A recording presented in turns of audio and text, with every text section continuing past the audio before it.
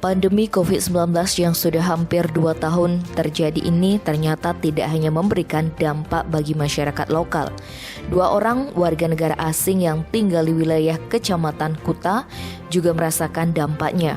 Bahkan sudah 2 kejadian ditemukan WNA yang berperilaku aneh.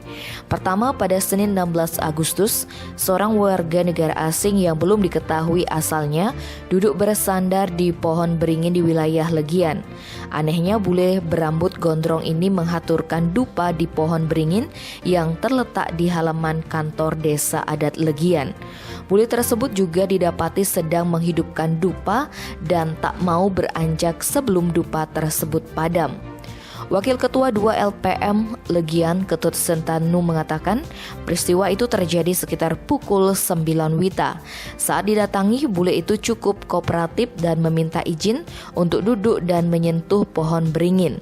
Berdasarkan penuturan warga negara asing tersebut, Imbuh Sentanu, bule itu tinggal di Legian selama hampir 2 tahun dengan menginap di penginapan yang berlokasi di Jalan Padma. Bule yang belum diketahui namanya tersebut sengaja datang ke lokasi karena pohon beringin tersebut dianggap dapat memberikan ketenangan. Ia pun memberanikan diri menyentuh pohon tersebut untuk merasakan auranya. Setelah dupa yang dihaturkan habis terbakar, bule itu pun pergi dengan mengendarai sepeda motornya. Sementara kejadian kedua terjadi pada Selasa 17 Agustus sekitar pukul 7 pagi.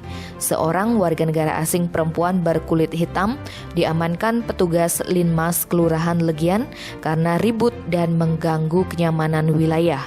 Yang bersangkutan diamankan saat melintas di Jalan Raya Legian Basangkase. Setelah 1 jam didiamkan di Mako Induk Satpol PP BKO Kuta, yang bersangkutan kemudian mulai sadar. Dari sanalah ia kemudian menceritakan kronologis kejadian miskomunikasi tersebut. WNA tersebut merupakan pecinta kucing yang saat kejadian sedang mencari kucingnya.